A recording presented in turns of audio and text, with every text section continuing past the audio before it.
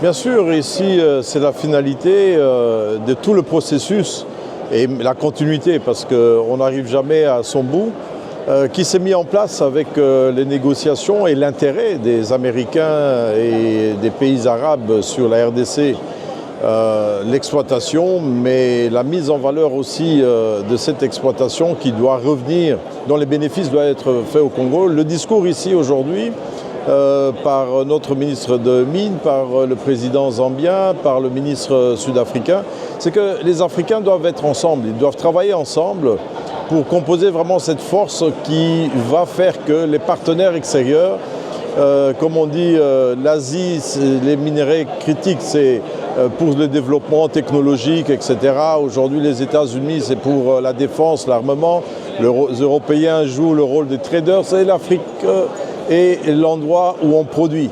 Mais pas seulement de produire, il faut aussi transformer.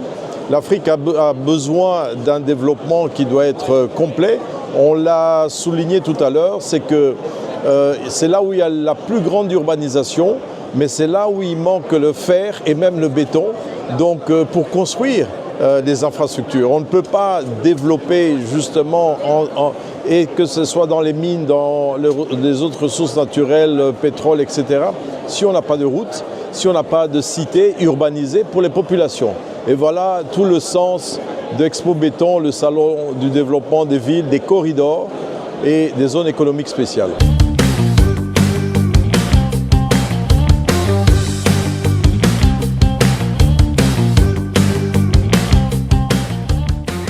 Écoutez, aujourd'hui, un gros intérêt et le Congo a encore son temps, c'est vrai que les ressources sont là, mais il faut une politique maintenant, une capacité de recevoir ces projets, de les traiter et de les rendre opérationnels.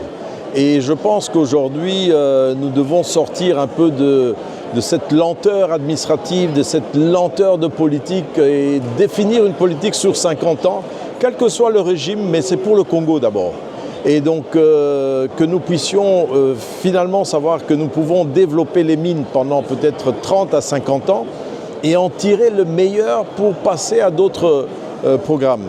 C'est vrai que le ministère du Plan le dit, il faut penser à l'agriculture déjà maintenant, puisque les populations doivent manger, mais il faut cette capacité de transformer les ressources actuelles en véritable tremplin ou en véritable émaillage des produits qui pourront permettre un développement. C'est l'électricité, c'est l'éducation, c'est la santé, c'est les infrastructures des déplacements. Avec ça, c'est tous les équipements dont les populations ont besoin.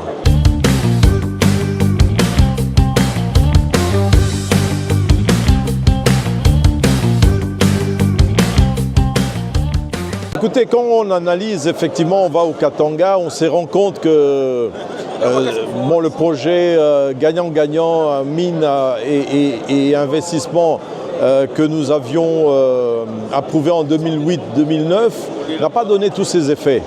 N'est-ce pas? On voit les résultats, 1,5 milliard de consommés. Il y a des travaux qui n'ont pas été terminés. Aujourd'hui, on reprend.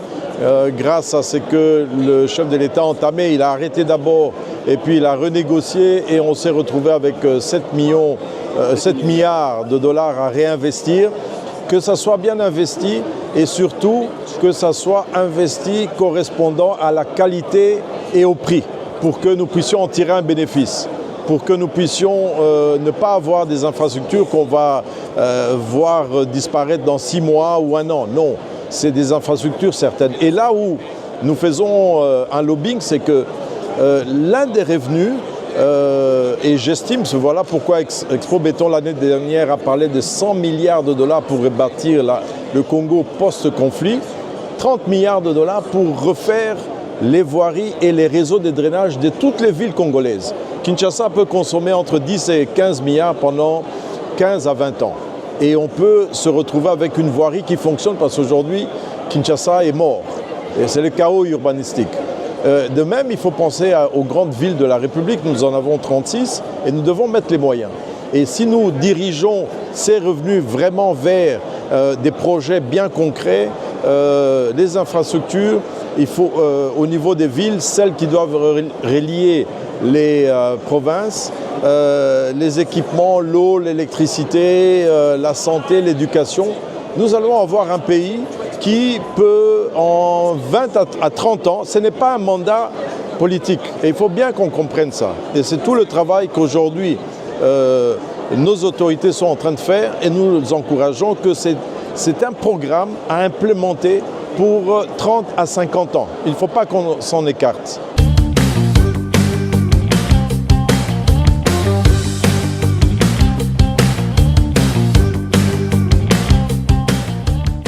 Écoutez, ici, on doit d'abord remercier, encourager le gouvernement qui a d'abord donné ce dossier à une trentaine d'experts qui ne venaient pas forcément du ministère, etc.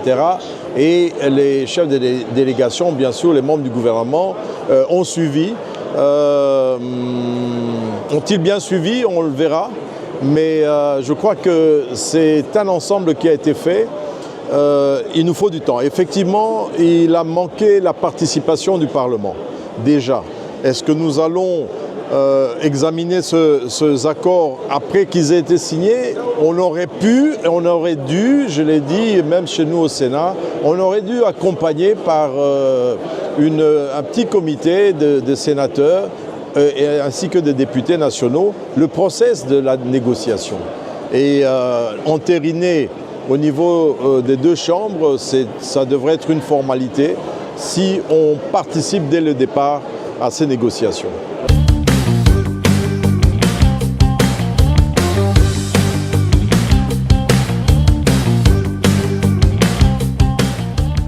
Écoutez, les promesses du chef de l'État, de la Première ministre, c'est que nous mettions un comité de suivi. Eh bien, ce comité de suivi n'est toujours pas mis en place.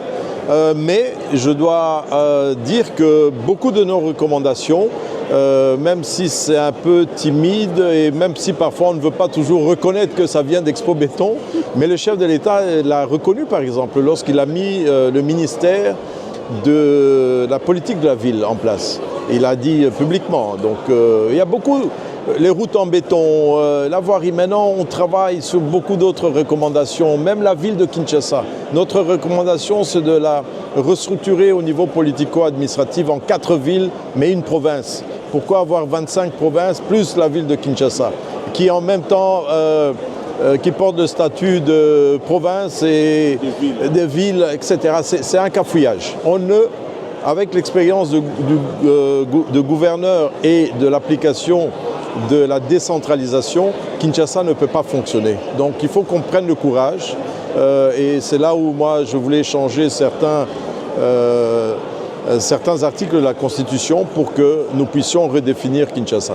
Donc nous demandons tout simplement à nos partenaires du secteur public de faire confiance et de travailler ensemble. Nous ne travaillons pas pour tel ou tel groupe, nous travaillons pour la République démocratique du Congo et que ceux qui doivent appliquer les recommandations puissent les appliquer et qu'ils puissent reconnaître que lorsque nous donnons des bonnes idées, c'est toujours très bien, qu'ils puissent s'en accaparer, il n'y a pas de problème.